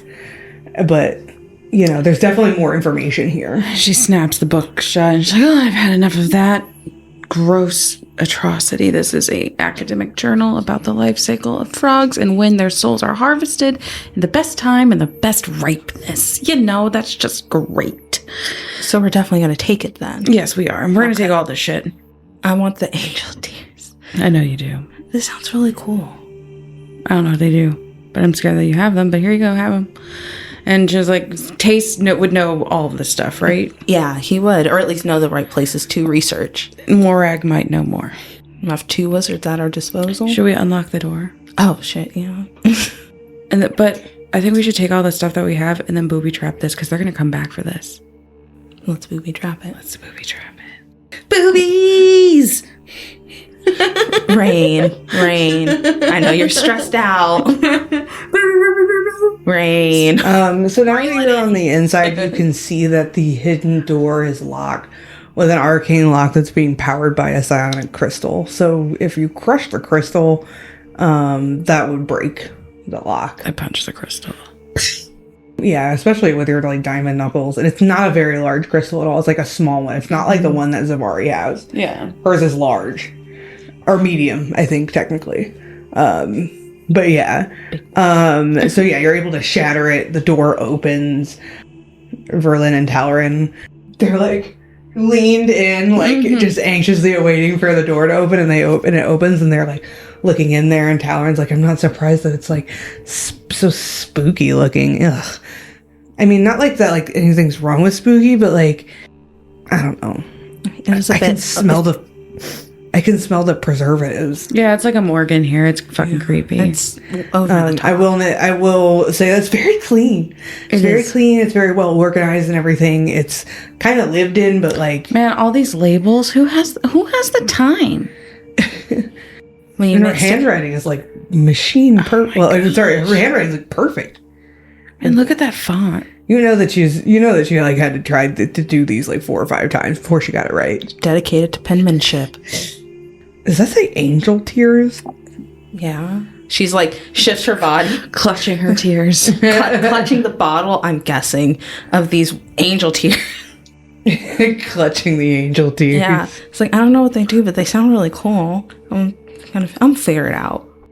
So what's going on? What'd you find out? What's in there? Found a book that Rain read and did not like it. Yeah, she was, researching frogs and writing a manuscript on the best way to harvest them and their souls. Yeah. I didn't read more than just that. I got the gist and I was done. There's a lot of magical shit. And the other thing that we learned is that there's this tree, right? The, what's it called? What kind of tree? This spooky book, right? Pop tree. A spooky pop tree. Yeah, the spooky pop tree. The gefilte fish tree. And it. We also learned that this spooky pop tree was made by a stake that was killed a vampire, and that's what she's doing. There is a stake out there in the middle of the messed up corrupted spot over there, and we need to burn it. We need to do something. That needs to go away. That is part of the problem. But also this room, this building, they're gonna come back for it. They're gonna like this is something that they're gonna want her research. They're like nodding. Yeah. It's like, and okay, so shit. All right, so we need to booby trap this shit. Booby trap, and whatever we don't take, let's trash. Oh yeah. Okay. Let's fuck it up for them. Sure. Yeah. And then they just have a rage session of fun. Yeah, I'll just go out rage room. Yeah, they just rage room. And yeah, Talarin just like starts tearing up the like goth curtains. Let's break some rules. Yep. We're not gonna take it. No, we're gonna take it. Oh, but I'm gonna take this. Yeah, I'm like taking some. But we're gonna take this right now. Loot that place. I'll get you guys like a list of like a more concrete list of the loot. But yeah, so you loot this place, you fucking light it up. You how are you booby trapping Burn it down. You're not Vos. I know. Punji sticks. No, that would be hilarious. It's like, right, how are you doing? Taught you so well. You never even got a lesson on how to do put this. The carpet over the top. Everybody, we gotta get to digging. We need to make a pit right now. Well, you guys can discuss how you booby trapped it. Yeah. And we can talk about that when we recap it. So you booby trap it, and then you're gonna go over to the Golthias tree to destroy it. Mm-hmm. Or to the Golthias sapling. The site. I guess. And I'm gonna. Site. Oh, it's a little sapling. I'm gonna wall of fire.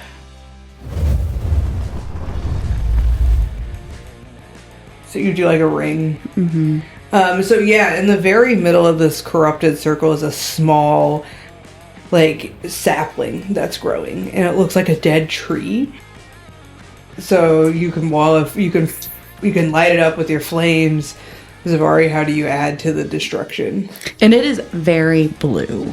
I just want to make sure, like, It's like vibrant blue. it is vibrant blue. Okay. Like she is doing this. This is very rain. Mm-hmm. This, I'm gonna blast. That's what I do now. So you're a combination of fire and blasts, and Fire and Talaran. fire. Talaran, like, he like lights up like a tree branch and just like throws it in there. Or he lights up a joint and flicks it in there. Yeah. Yes, that's even better. Yeah, Shikimari Talaran lights up a joint in the flames and then flicks it in there after he smokes a couple big hits of it. And Verlin's like, damn, that was wasteful. Verlin, she will, right before you guys started lighting it up, she like slapped it. Whack! She is so funny. And she was like, take that. Bitch. So yeah, you guys destroy this thing. It will take a while for this like area to heal, but it will no longer grow because it didn't get a chance to reach full maturity. So it won't. It's not going to grow back unless it's nurtured back to life with blood. Gross. Yucky. And so as you guys are doing that, we shift back over to Dart and Boulder. So to recap, you saw the spawning pools, the pillar of eggs, the various pools full of tadpoles. You saw that there are female frogs that are aerating the water, and there was a male frog who had brought in some algae and was using that to spread onto the pillar and also drop it into the water for the little ones. You saw that the females and the children were they had like a boarding area.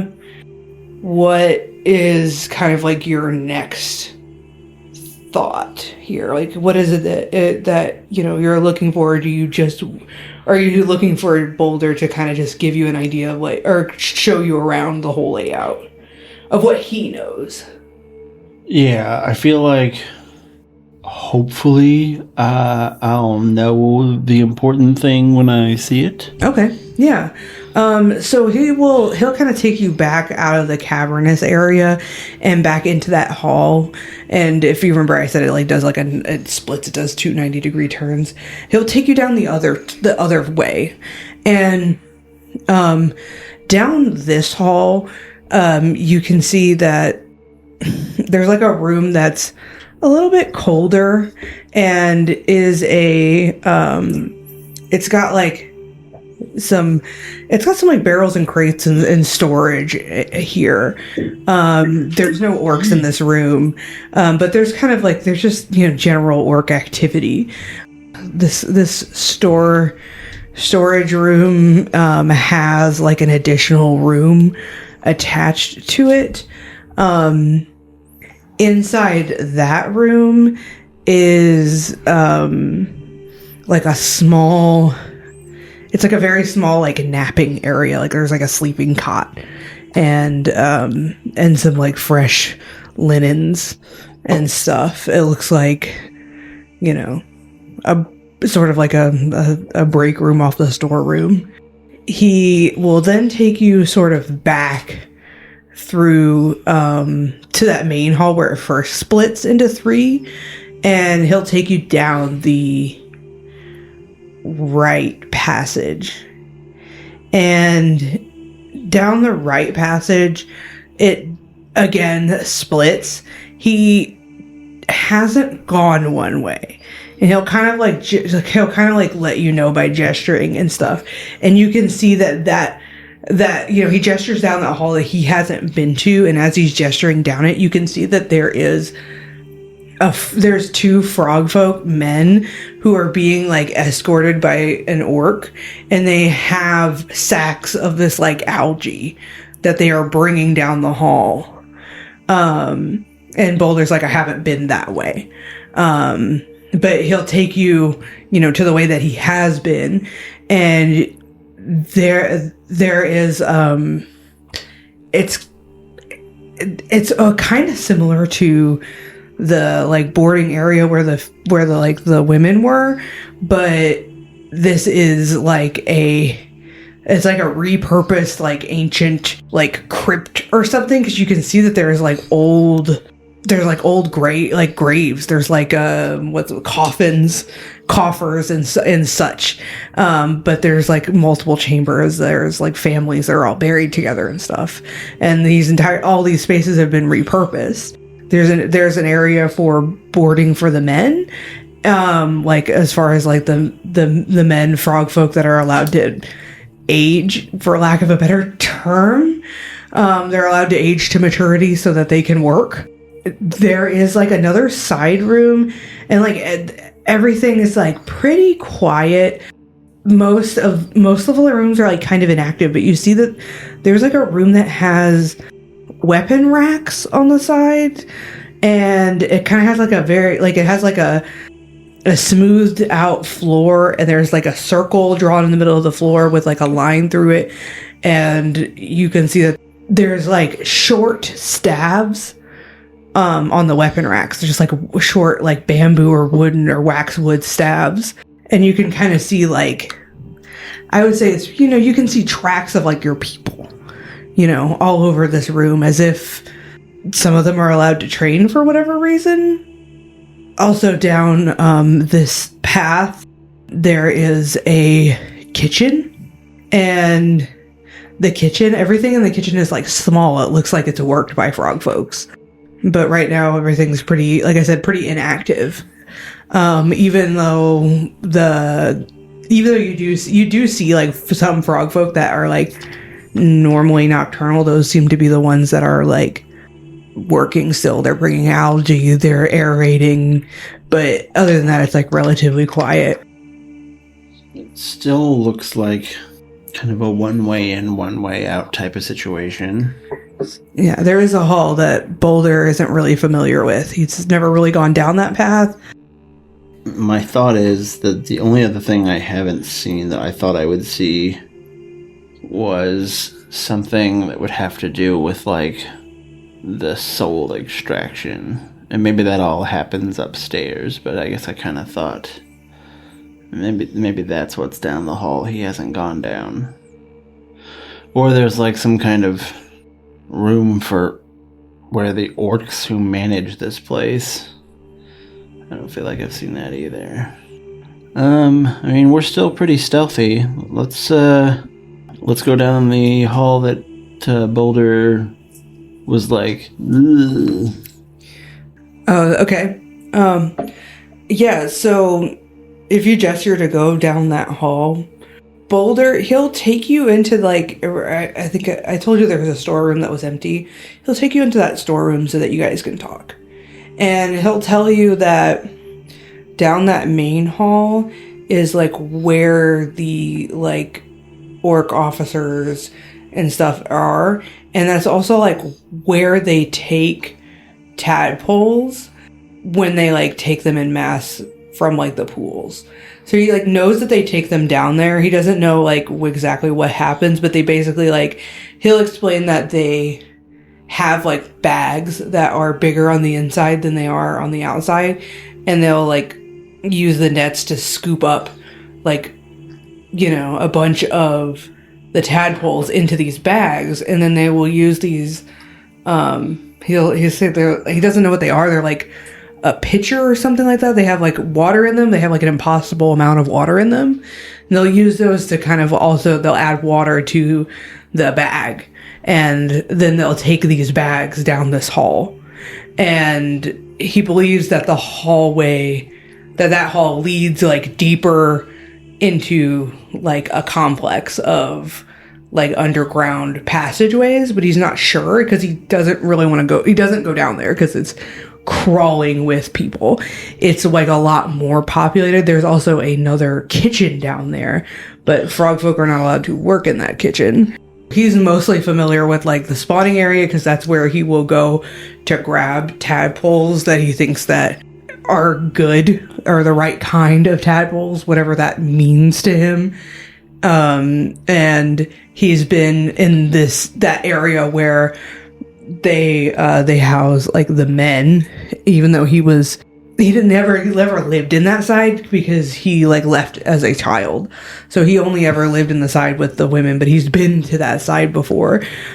He'll say that he'll also like tell you that like the original like frog that let him out, or like that didn't let him out, but that like covered for him when he left, it's long gone, and that the blue lady frog with the blooms and there's like a neon black and green male frog have seen him, but he hasn't had the chance to talk to either of them. Okay. But he's like, they've seen me multiple times. Man, we're in a tight spot. Okay. So the orcs have got him on pretty serious lockdown. It's a pretty organized operation. And this is everything at night. You haven't... Activity is definitely going to be different during the day. But, like, Boulder doesn't really know that much about what goes on during the day too much because he's mostly visited this area at night. Which is why he's never gone down that one path. There hasn't been a reason to, and as far as he's aware, there's no, like, tadpoles down that path. Oh, they go down that path, but they don't come back. Well, there's another path he hasn't gone down. That's the path where you saw the men frog folk with the algae bags.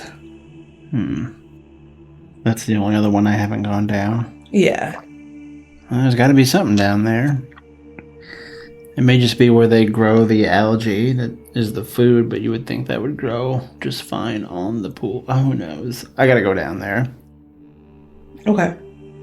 So you go down that path, and this path is also like, it's like more intact, like ruins.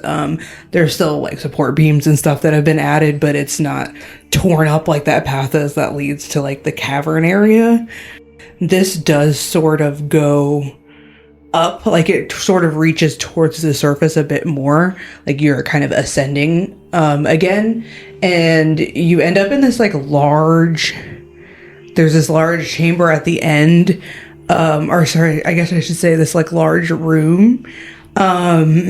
Whatever this room was before, it is no longer. It has like a large man-made like square pool in the middle, and this pool is full. It's like full of algae, and you can see that the ceiling above you, like everywhere else, is like it's like man-made stone. This ceiling here, the man-made stone, is just broken away, and you can see actually like all the way up into the top level, or like the first floor, like that's basically like not underground. And you can see that the ceiling here is also like completely destroyed, and that there's a big tarp that's pulled over the top. And Dart, you would know that this type of algae needs sunlight. You know, this algae farm, there has to be like a time when there has to be like a time when they let sunlight in. Sure. Okay. And right now, there's no like frog folk in here at the moment. But there is like one orc who's still like here in this room kind of watching it. You also see, I feel like I should have mentioned this, in this chamber and in the main chamber where the spawning pools are, there is like a post that has like a horn hanging from it, like a bison horn sort of thing. It could be blown into, and it would make a loud noise. Okay. And there's one in here and one in the main chamber. In the spawning chamber, yeah. You didn't notice any other ones. Of course, we didn't go into the orcs' office areas, and it's likely there's probably one there too. What I want to do is I want to ascend towards the tarp. I want to see where they let the sunlight in, like where above ground that is located. Okay, yeah. Yeah, I mean, that's no problem. You crawl up there, thanks to your sticky pads. It's pretty simple. The tarp is pulled like really, really tight, and it's like anchored on all sides. So you have to kind of like find an alternative place to exit this building. But because it's a ruin, there's various cracks and stuff. There's like old windows, so you're able to crawl out of one of the old windows. But something like when you're in this chamber, you definitely feel like if it was light, or if you didn't have like the pass without trace on, you'd be very exposed. Like it'd be super easy to be spotted in this big chamber. But yeah, so if you're able to get out, and the tarp is like a leather tarp, made from some massive creature. And it's covering the top of an entire building. And when you're out, you are in the city of Vrinvara. You're in here, and it's very clearly built on top of like a lot of like elaborate ruins. You are, let me think here. So if am I near the tower? No, you're not near the tower. The tower is like somewhat centralized in the city, and it's raised on a like rock. There's like a rocky sort of like precipice that holds the tower up higher than the rest of the city, and you can see the city is built down like on the ground floor around it. So you're not close to the tower, but like if the carnivorous plants are on like the easternmost side of the city, you're like north of that. So you're not quite exactly north, but like you're in that wedge, I guess, if that makes sense. Mm-hmm. So you're pretty far from the carnivorous plant area for sure. This is definitely like a completely different area. Okay. Well, I feel like in order for Boulder to not freak out, we gotta go back out the way we came, because that's what he's comfortable with. And seeing where this is in the city really negates my idea of ripping off Disney's Robin Hood and getting all of those like the bags and running them on a line out the fucking window. Mm-hmm. And city's pretty quiet at night, but you definitely do still hear some like activity. It seems pretty populated. It's not like Black Bottom, but it definitely feels more populated, just even from these like small glimpses of it that you've seen, than like say Gravesford.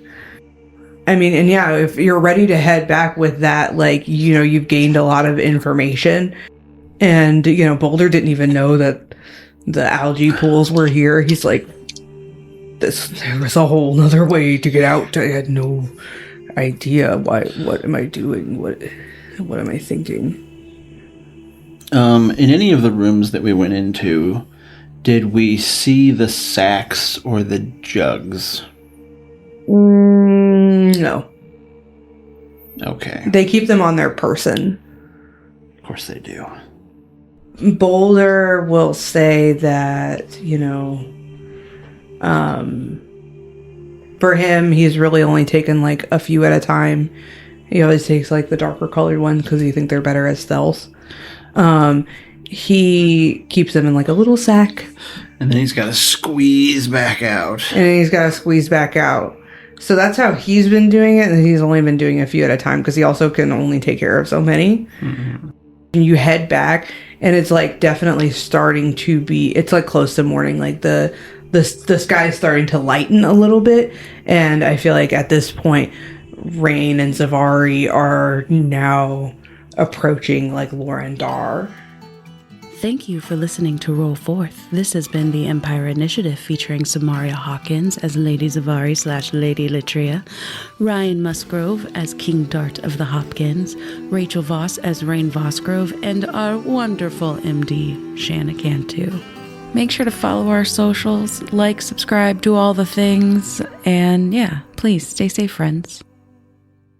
Rain sends Dart a message saying that we found a secret hiding spot or a secret lab in the Woad, and the corruption that we saw before we have set ablaze and have is it neutralized? From my as you far said as yes. you understand, yeah. As far as I understand, it is neutralized. You neutralized the lab or the messed up forest? Yes. So both. Okay.